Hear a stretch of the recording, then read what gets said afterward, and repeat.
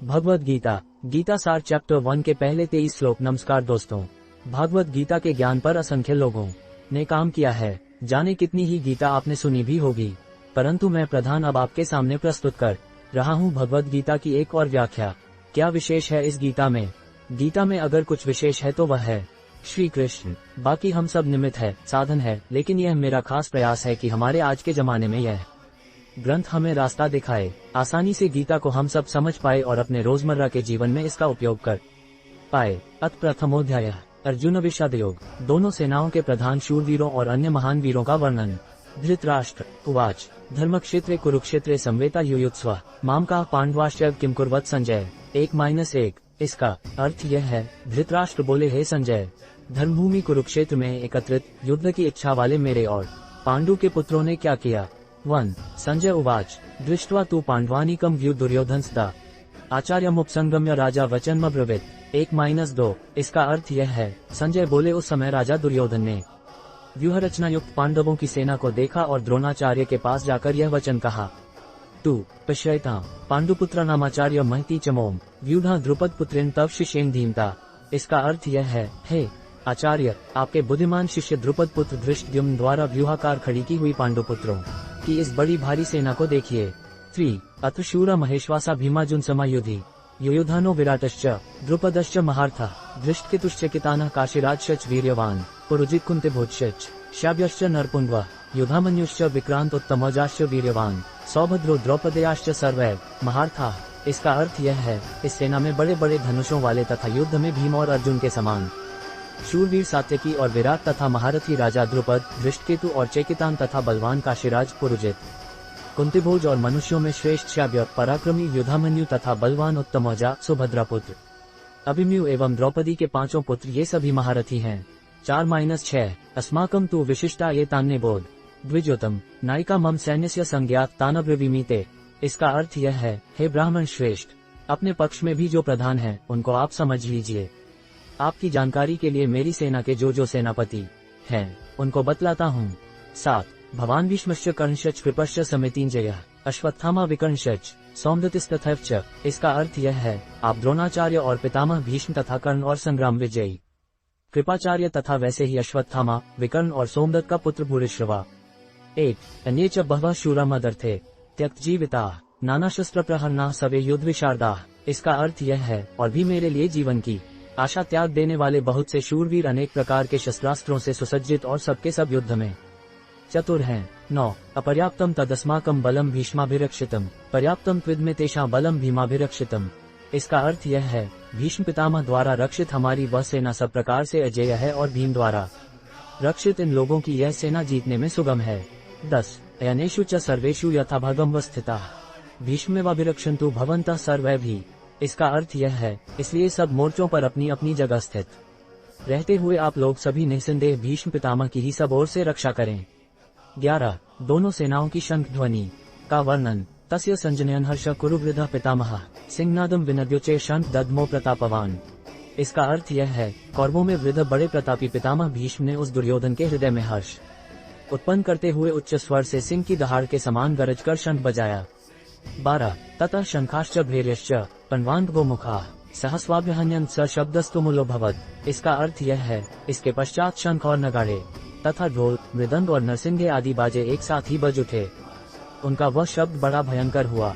13 ततः श्वेतर्हय युक्त महती स्यन्ने स्थित माधव पांडवश्च दिव्यो शंखो प्रदधमतु।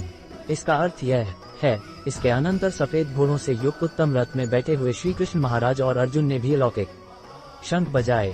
14 पांचजन्यम ऋषिकेशो देवदत्तम धनंजय पौंड्रम दद्मो महाशंख भीमकर्मा वृकोदर।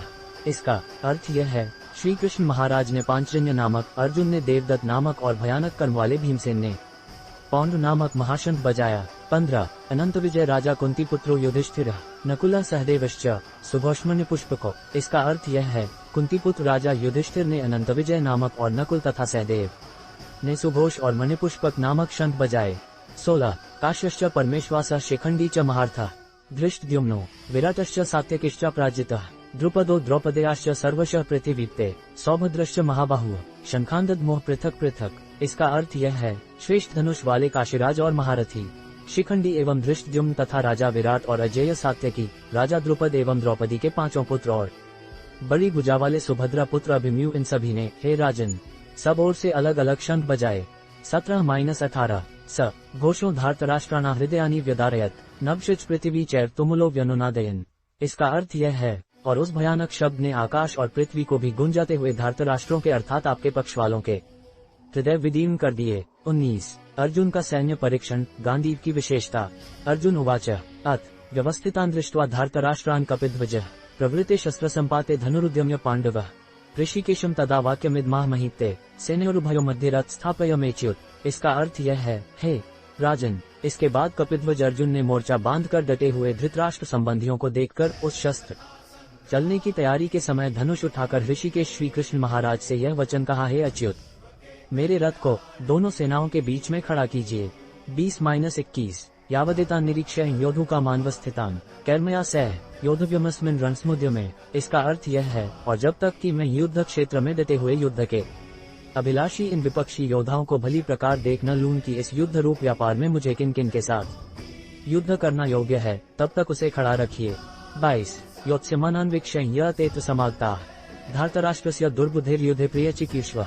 इसका अर्थ यह है, दुर्बुद्धि दुर्योधन का युद्ध में हित चाहने वाले जो ये राजा लोग इस सेना में आए हैं, इन युद्ध करने वालों को मैं देखूंगा। 23 भगवद गीता, गीता सार चैप्टर 1 के आगे के 24 श्लोक। नमस्कार दोस्तों, भागवत गीता के ज्ञान पर असंख्य लोगों ने काम किया है। जाने कितनी ही गीता आपने सुनी भी होगी, परंतु मैं प्रधान अब आपके सामने प्रस्तुत कर रहा हूँ। अर्जुन विषादयो संजय उवाच एवं मुक्तो ऋषिकेशो गुडाकेशेन भारत सेनयोरुभयो मध्ये स्थापयित्वा रथोत्तमं भीष्म द्रोण प्रमुखतः सर्वेषां च महीक्षिताम् उवाच पार्थ पश्येतान् संवेतान् कुरुनिति। इसका अर्थ यह है, संजय बोले, हे धृतराष्ट्र, अर्जुन द्वारा कहे अनुसार महाराज श्री कृष्णचंद्र ने दोनों सेनाओं के बीच में भीष्म और द्रोणाचार्य के सामने तथा संपूर्ण राजाओं के सामने उत्तम रथ को खड़ा कर इस प्रकार कहा कि हे पार्थ, युद्ध के लिए जुटे हुए इन कौरवों को देख। 24-25 तत्रापश्यत् स्थितान् पार्थः पितॄन् पितामहान् आचार्यान् मातुलान् भ्रातॄन् पुत्रान् पौत्रान् सखींस् तथा श्वशुरान् सुहृदश्च सेनयोरुभयोऽपि। इसका अर्थ यह है, इसके बाद प्रथापुत्र अर्जुन ने उन दोनों ही सेनाओं में स्थित ताऊ चाचों को, दादों परदादों को, गुरुओं को, मामाओं को, भाइयों को, पुत्रों को, पौत्रों को तथा मित्रों को, ससुरों को और सुहृदों को भी देखा। 26 और 27वें का पूर्वार्ध। तान्स्मीक्ष्य स कौन्तेयः सर्वान् बंधून् अवस्थितान् कृपया पर्याविष्टो विषीदत्रिदमब्रवीत्। इसका अर्थ यह है, अनुपस्थित संपूर्ण बंधुओं को देखकर वे कुतिपुत्र अर्जुन अत्यंत करुणा से युक्त होकर शोक करते हुए यह वचन बोले। 27वें का उत्तरार्ध और 28वें का पूर्वार्ध। अर्जुन का विषाद, भगवान के नामों की व्याख्या। अर्जुन उवाच दृष्टेवम स्वजन कृष्ण युयुत्सु समुपस्थितम् सीदन्ति मम गात्राणि मुक्च परिशुष्यति वेपथुश्च शरीरे में रोमहर्षश्च जायते। इसका अर्थ यह है, अर्जुन बोले, हे कृष्ण, युद्ध क्षेत्र में डटे हुए युद्ध के अभिलाषी इस स्वजन समुदाय को देखकर मेरे अंग शिथिल हुए जा रहे हैं और मुख सूखा जा रहा है तथा मेरे शरीर में कंप एवं रोमांच हो रहा है। 28वें का उत्तरार्ध और 29 गांडीवस्त्रस्ते हस्तात्वक्च परिदह्यते न च शक्नोम्यवस्थातुं भ्रमतीव च मे मनः। इसका अर्थ यह है, हाथ से गांडीव धनुष गिर रहा है और त्वचा भी बहुत जल रही है तथा मेरा मन भ्रमित सा हो रहा है, इसलिए मैं खड़ा रहने को भी समर्थ नहीं हूँ। 30 निमित्तानि च पश्यामि विपरीतानि केशव न च श्रेयोनुपश्यामि हत्वा स्वजन माहवे। इसका अर्थ यह है, हे केशव, मैं लक्षणों को भी विपरीत ही देख रहा हूँ तथा युद्ध में स्वजन समुदाय को मारकर कल्याण भी नहीं देखता। 31 न कांक्षे विजय कृष्ण न च राज्यम सुखानि च किन नो राज्येन गोविंद किन भोगैर्जीवितेन वा। इसका अर्थ यह है, हे कृष्ण, मैं न तो विजय चाहता हूँ और न राज्य तथा सुखों को ही। हे गोविंद, हमें ऐसे राज्य से क्या प्रयोजन है अथवा ऐसे भोगों से और जीवन से भी क्या लाभ है। 32 येषामर्थे कांक्षित नो राज्यम भोगा सुखानि च त इमेव स्थिता युद्धे प्राणास्त्यक्त्वा धनानि च। इसका अर्थ यह है, हमें जिनके लिए राज्य, भोग और सुखादि अभीष्ट हैं, वे ही ये सब धन और जीवन की आशा को त्याग कर युद्ध में खड़े हैं। 33 आचार्याः पितरः पुत्रास्तथैव च पितामहाः मातुलाः श्वशुराः पौत्राः शालाः संबंधिनस्तथा। इसका अर्थ यह है, गुरुजन, ताऊ चाचे, लड़के और उसी प्रकार दादे, मामे, ससुर, पौत्र, साले तथा और भी संबंधी लोग हैं। 34 अतान हन्तुमिच्छामि घनत्पि मधुसूदन अपि त्रैलोक्य राज्यस्य हेतोः किन्नु मही कृते। इसका अर्थ यह है, हे मधुसूदन, मुझे मारने पर भी अथवा तीनों लोगों के राज्य के लिए भी मैं इन सबको मारना नहीं चाहता, फिर पृथ्वी के लिए तो कहना ही क्या है। 35 निहत्य धार्तराष्ट्रान का प्रीति स्यात् जनार्दन पापमेवा श्वेदस्मान हत्वैताना तैना। इसका अर्थ यह है, हे जनार्दन, धृतराष्ट्र के पुत्रों को मारकर हमें क्या प्रसन्नता होगी, इन आताइयों को मारकर तो हमें पाप ही लगेगा। 36 तस्मान्नार्हा वयम हन्तुं धार्तराष्ट्रान् स्वबान्धवान् स्वजन ही कथ हत्वा सुखिना श्याम माधव। इसका अर्थ यह है, अतएव हे माधव, अपने ही बांधव धृतराष्ट्र के पुत्रों को मारने के लिए हम योग्य नहीं है, क्योंकि अपने ही कुटुंब को मारकर हम कैसे सुखी होंगे।